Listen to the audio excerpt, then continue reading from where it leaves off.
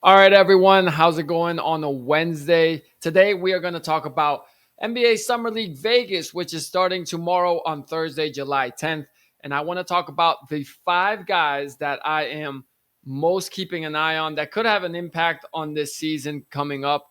And really, I'm going to go in reverse order. And I'm going to start with a guy that was probably the biggest surprise pick in the draft, in the whole draft, including the second round, which went to Portland. They drafted Yang Hansen, a center. He is a Chinese basketball player that's been playing overseas, so no one really knew much about him.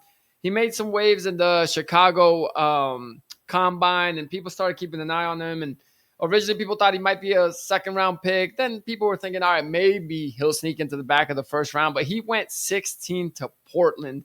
And the reason I'm keeping an eye on this because Portland is one of those fringe teams, especially in the Western Conference, that I could see sneaking into a play-in seventh seed, maybe even a sixth seed with how they ended the season last year. I know that sounds crazy with all the good teams there are in the West, but it's a long season, and if you give these guys that first half of the season to kind of find their identity, which already started last year as a defensive team. They bring in Drew Holiday. Their young guys are getting better, and they got moves to make. So if these guys are around 500 or kind of in that borderline play-in area come trade deadline, I can see them making a move that then propels them into like the sixth seed.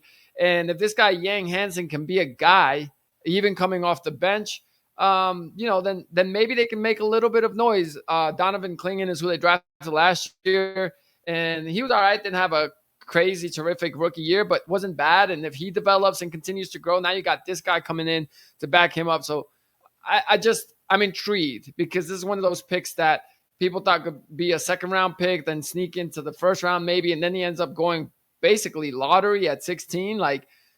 That's a huge jump. So he's either got something really special that we're about to see, or Portland maybe made a mistake and reached to get him. So we'll see what happens with that. Number 4 of guys I'm watching and trying to keep an eye on. And obviously the easy guy to pick here with the Oklahoma City Thunder is Nikola Topic, because, clearly this guy has, been sitting out all last year, coming back from an ACL injury. The Thunder are already loaded, and people are like, man, if this guy could be a guy, then who knows how far this team could go, even now that they've won a championship. But the guy I'm looking at is Thomas Sorber. He's a Georgetown big man that they drafted with the 15th pick.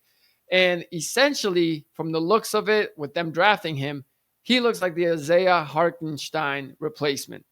And that's pretty much how I see this. Hartenstein has been great for them, but he's on a big contract. They just paid Chet Holmgren today a max contract. They've paid Shea already, and they're likely going to pay Jalen Williams. I'd be very surprised if they don't pay J-Dub. So those are going to be the 3 core guys. And like we've talked about with the second apron, at that point, you need everybody else on your team to either be really cheap or on rookie contracts. And Isaiah Hartenstein is not really cheap, and he's definitely not on the rookie contract. So he's likely an asset that's going to get traded, if not this year, next year when it's his contract year. And they'll try to get some picks back for him. But the whole key to the Thunder success is if they can keep this rotation going of once they got their core, and once all those role players start getting a little bit expensive, you got to swap them out and hope that the rookies that you've been drafting can come into play and take over those roles. And it's a great team building way to do it if you can do it right. At some point, you're going to have to figure out also which one of the big 3 won't be worth the big 3 money anymore and move on from one of those. But that's way years down the line if it works out. But if they keep doing what they're doing and they're able to keep drafting well, Sam Presti knows what he's doing. This could be something that could keep up and build a dynasty this way. And Thomas Sorber will be a huge part of that. And we'll see how that works out for them. All right. The next guy, number 3, that I'm keeping my eye on is Derek Queen.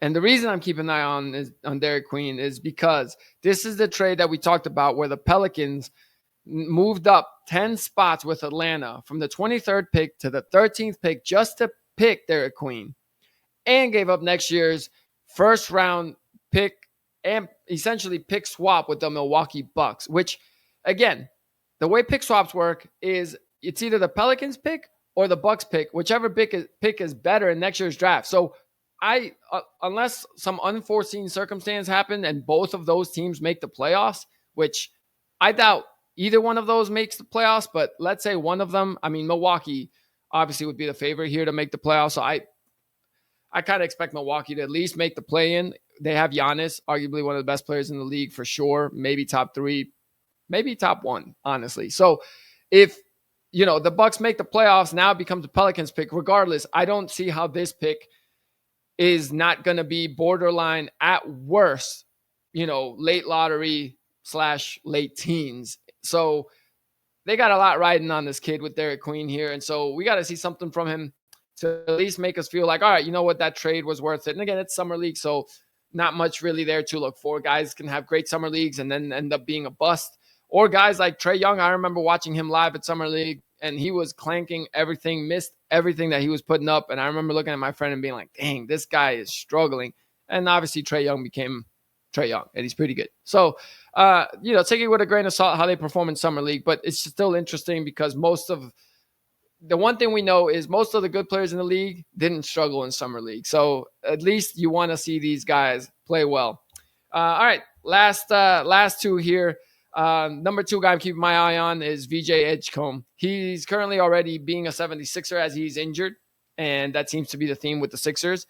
They say it's a thumb injury, so he's kind of day-to-day. So I'm just hoping that we get to see him. So he's my number 2, but I'll pick another number 2 just in case we don't get to see him anymore. And the guy I'm going to look at, I'm going to pick the Spurs for sure. But instead of going Dylan Harper, because obviously, he's the number 2 pick and all eyes will be on him, I'm going to go with their other pick. Carter Bryant, their 14th overall pick. If this guy can be a guy for them, a rotation player, we're assuming that Dylan Harper will be probably their starting point guard at some point. So if Carter Bryant can be a rotation guy, then the Spurs are in business for sure. They're already in business. But if Carter Bryant can pan out to be anything, he's a small forward and he could be a role player for them on a rookie scale, that opens up so much for them. And that would be a huge, huge win for them, assuming obviously that Dylan Harper, ends up being the guy for them. And then if he is, in fact, the starting point guard moving forward, then you can trade De'Aaron Fox and get more draft picks for the future. And again, these teams are going to start following what the Thunder are doing, and we'll see how that pans out for everyone. And the guy I'm most keeping my eye on, which everyone knows and everyone should, is the number 1 pick, Cooper Flagg. And it's not just because he's the number 1 pick. It's because the Dallas Mavericks were not supposed to be here. The Dallas Mavericks, with the roster they have, with how they're built to win now, are not supposed to have the number 1 pick in the NBA draft, let alone a guy that's NBA ready like Cooper Flagg. So if he is indeed what we think he's going to be, the Mavericks not only are contenders for this year, but they assure themselves of being in contention for maybe the next decade. And I will never, ever give Nico Harrison credit for the Luka trade, because when he says, it was part of the vision, it was not part of the vision for them to land the number 1 pick. It was not part of the vision for Anthony Davis to get hurt pretty much 3/4 into the first game he played when they acquired him from the Lakers in that Luka trade. That was not part of the vision. The vision was, I'm assuming, that AD would have stayed healthy, which then would have knocked their lottery odds way worse. They already weren't good, so probably snuck into the playoffs. They were already in the play-in. And if they would have made the playoffs, you wouldn't have had Cooper Flagg. So don't give me that part of the vision. That was not part of the vision. But if they get Cooper Flagg playing like the guy we think he's going to become, like a superstar, they are loaded, and suddenly, the stench of that Luka trade will be removed a lot quicker than it would have been, or than it would be if Cooper is not the guy and if he's not good. So watching Cooper Flagg, a lot is riding on this, mainly just because aside from, the heat on Nico Harrison, it's also just a contender. The Mavericks are right there. If they can, maintain a good record throughout most of the season, and then Kyrie comes back, what a boost. So we'll see how this pans out. I'm very excited to watch some Summer League basketball. It's all we got in July. So tomorrow should be fun. Till then, I'll try to check in and talk some more hoops or football if anything new happens in the NFL while we await the start of NFL training camps. So I'll talk to you guys soon.